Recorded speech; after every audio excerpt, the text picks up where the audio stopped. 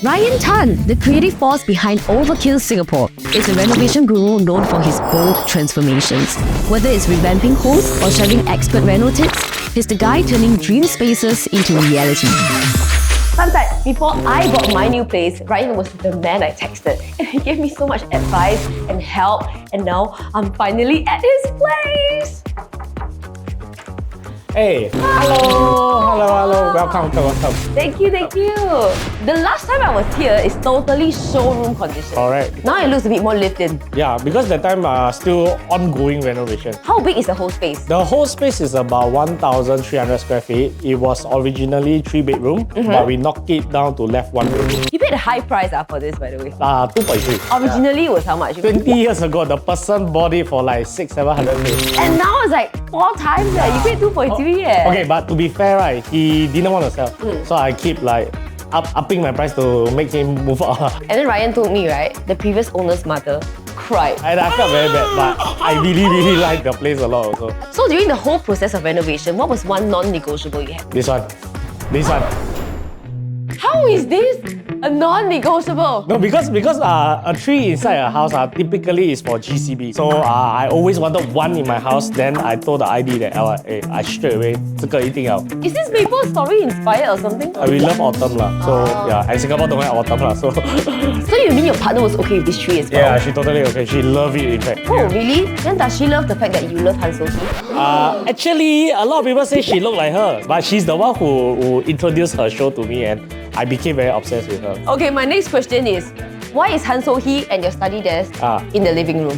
Initially, we have a study room, but I find it a bit pointless lah. So I want to make it like this part of the house, right, is work. So when I move there, then I'm off work. I won't take my phone there or what. But you mean when guests come in, they can see you guys working? You're okay with that? Oh, I seldom have guests over. I don't like it actually. That's why my table purposely like short. I don't want to have too many people. Yeah. I feel like Singapore so small, don't need to stay over. I take a MRT home. Okay, what's one thing that's interesting on your study desk that you can tell me about? The room status bar. What is this room status bar? Actually, it displays whatever you want. I display like my stock prices, my subscribers, and weather and all that lah. So I got do a lot of investment there. This will tell me it's dropping or it's making money or what. Then I will go check on my stock. It will remind me, you know. Oh, yeah. Is this thing very expensive? It looks very No, pricey. actually it's just like $100 something. Yeah, it's not that expensive and frankly quite useful. Yes, I can see that we just passed Christmas, but he started the countdown to the next Christmas. Christmas already. is a very big thing in this house lah. That's nice, and I can tell, like, you know, she has a very Girly. desk as compared to you. Correct, she's very girly lah. So her one is very cutesy, I guess. What's other things in this house that is a non-negotiable for her? For her, then that will be in the kitchen. Okay, let me show you.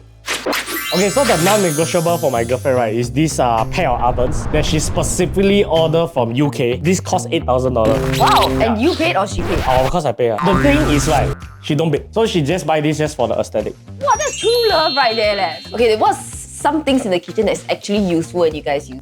This one. Okay. This one is the pot pillar. So it's like when you're cooking, right, you need a little bit of water or what, right? You don't have to bring it to there. You just can turn on the water here. We saw this from AD. A lot of Ang Mo house actually have it. Okay. What about this? Basically, I got this in this sloping one instead of the traditional slim wood because me, my girlfriend, and my helper all different height. So last time I got the slim wood, I always 敲到头. Right. So we wanted this, then 不会敲到头咯. And I know that Ryan also bought this place because of its fantastic view. Oh yes. Take me to the view. Okay, I'll show you. Okay, so this is the reason why I bought this house, okay? It has a 90-degree panoramic unblocked view. And this view will always be unblocked because it's a landed enclave. 不会睡得很没有安全感欸。不会啦，我会 draw curtain 嘛。And I'm holding my baby. This one is Maki. Maki is my second dog. So this she's a Shih Tzu and she's 1 year old. So this is the bed part of the bedroom. Correct. And I see this projector. Did you buy the right size for the screen? Correct, I did. Because of your video, then I must make sure like everything must be correct. Yeah. How often do you watch movies? Every night. Oh really? For me, I love to watch Netflix. I love to watch shows. So I every night will watch something to fall asleep. Oh, okay. And then this is the ultra short throw. Yes, ultra short throw. That's why I can put like right in front of the screen. And it's a laser projector. This is very nice and it doesn't really compromise on aesthetics. How much do you get this for? I think 11,000. Oh my god. But because That's it's laser, it's not lamp. Because lamp 会热. Okay, next up, I'm very interested to look at the beautiful toilet because it's giving me like Japanese, Yes. kind of like a spa, Yes. onsen kind of vibes. Let's go. Let's go. Let's take a look at this. I have so many questions about this. This is to emulate like onsen, okay? Because when we went to Taiwan and Japan, we really love to do onsen. But because we don't have natural spring water, right? This onsen is just a bathtub. But it has the same vibe lah. We got a stool, we sit down, we shower. So cute. How often do you all do that? Every week actually. Every weekend we will like soak in for a while. So in general, right, you've done so many different homes, so many different types of renovation. What do you think is the most important thing that homeowners should look out for when it comes to renovating? Very simple. Just do what you like. Don't need to follow trend. Don't need to follow other people's suggestion. And I feel like you should never build your house to cater to your guests or some occasional events like people coming stay over, overseas guests. I think these are too much sacrifice, right, for a space that is not going to be used often. So just do what you like. Don't need to follow what theme or trends and all that. Every room can be a different theme. As long as you're happy, can. Yeah. So Very good tip.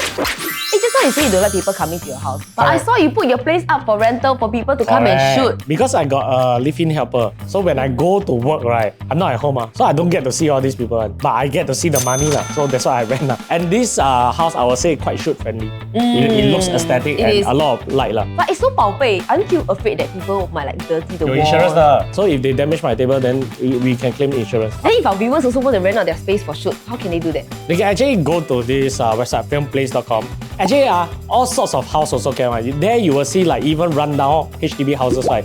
People will rent because they want to do those heartland stories. Then during the whole renovation journey, right, what were some improvements you made to your home? And what was the biggest challenge? The whole house actually is gutted reno. That means everything take out and start from the scratch. Oh, okay. The biggest expense that I had to do is actually what we cannot see is the wiring. So like if you see my TV area, all here completely no wire. Oh, And then, yeah, and then it's connected all the way to my console area where I can put all my PlayStation, Switch, all that, and it's connected all the way there. So I don't see any mess here, but I can still play my So where's the wires? ceiling. Oh! Yeah, it's a lot of work and planning because not all electricians understand like, the LAN cable must like that, the HDMI must like that. So it's really a lot of work, a lot of technical work. But that means if one thing breaks down, you got to take out the whole ceiling? We got redundancy. What does that mean? Means like this TV feed 4 HDMI cable, we put 8. So in case the 4 break down, we got another 4 more. And would you say that's the biggest challenge, to put the wiring inside the ceiling? That is the most difficult part because that one, when it's renovating, I have to oversee myself also. What is this bicycle doing here, and can you all really use this? The bicycle, actually, right, I bought it for my girlfriend's birthday. Then she say it's too tall for her. She only ride it once. Then I said, then use it as a display. And actually, the whole house, the color theme is all like white brown, white brown. Even my dog is white brown. Do you actually buy the dog? No, it's just a very comfortable color. We like a lot of white browns in the house. So at this point, you and Sherilyn have been together for about 5 years now? Almost 5 years already. And at what point of your relationship did you guys decide to move in together? It just happened very naturally. Really? She never even asked me or what. It's just suddenly, why more and more of her things in the house? Why she not going home with him? Yeah. So you have been staying together for how long now? 4 years, 3 Oh, years, okay. 4 years. Oh, so quite early on in the relationship, you guys quite early decided on. to stay together. And how's it been like so far? I know communication is a big thing for you. Yeah, I look forward to coming home. That's like very peaceful to come home too. It's not like I come home and then argue. I think some couples, right, when they go home, they tend to fight or what. But this one is, she will be like, when I open the door, right, she'll be very happy, she'll run and she'll come and help me with that. Then you feel very welcome home. Now, I can see why, like, you want a ray of sunshine like that in your life. Yeah. Do you feel any pressure, like, on the internet there might be comparisons, your past relationship to your current one? Has there ever been any pressure on you, and especially her? Actually, a lot of comments recently, not at the start, but recently is saying that this one is so much better than the previous one. They keep saying that, but I don't dare to go reply to all that. But you also feel so, right? I think both have their own good things. At least I come back to peace now.